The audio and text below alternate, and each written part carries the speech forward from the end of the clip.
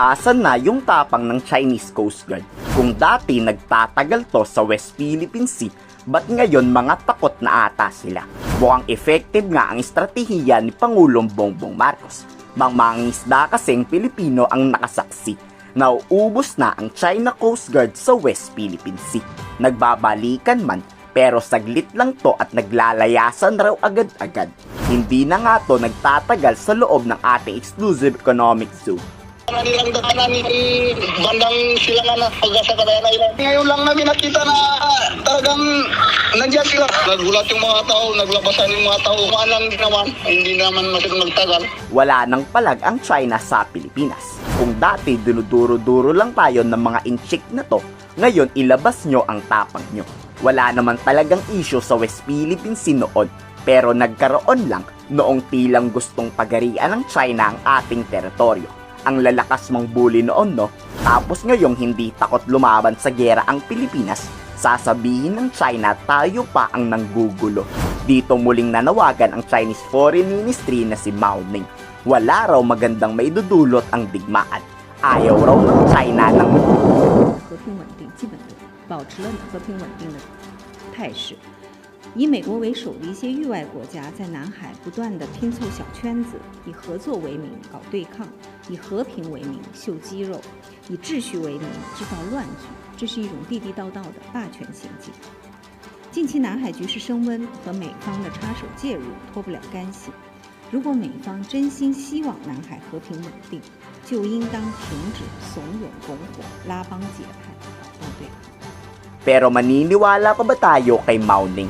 Baka mamaya pag nagkaroon ng peace talks at umalis na ang pwersa ng Amerikano at Hapon sa West Philippine Sea, baka tsaka tayo pagbobombahin niyang mga inchik na yan. Ano sa tingin niyo? At kung mapag-alyansa man ng Pilipinas sa like-minded nation, wala na daw dapat pake ang China dyan.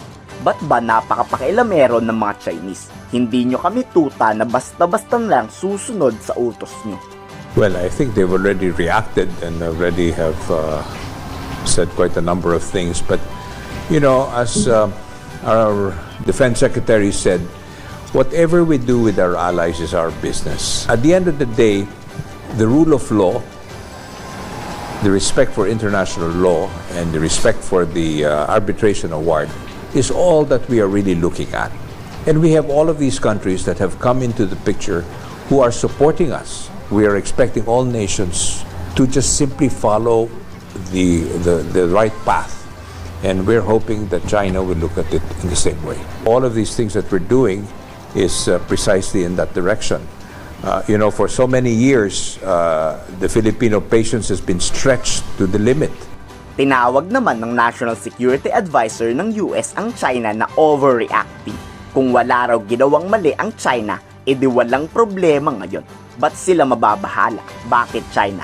Hindi nyo na ba manakaw ang West Philippine Sea? I can't speak for the PRC reaction one way or another except to say there's no reason to overreact to this. This is about freedom of navigation. It's about adherence to international law. It's about proving the simple point that we and our allies will fly, sail, and operate wherever international law permits us to do. And it does in the South China Sea. Kung di dahil sa pwersa ng US, baka Chinese na tayo ngayon. Gusto nyo ba yon? O gusto nyong ipaglaban na natin ang ating karapatan laban sa pang-angkin ng teritoryo ng China? Handa ba kayong lumaban? Ikomento sa baba ang inyong saloobin.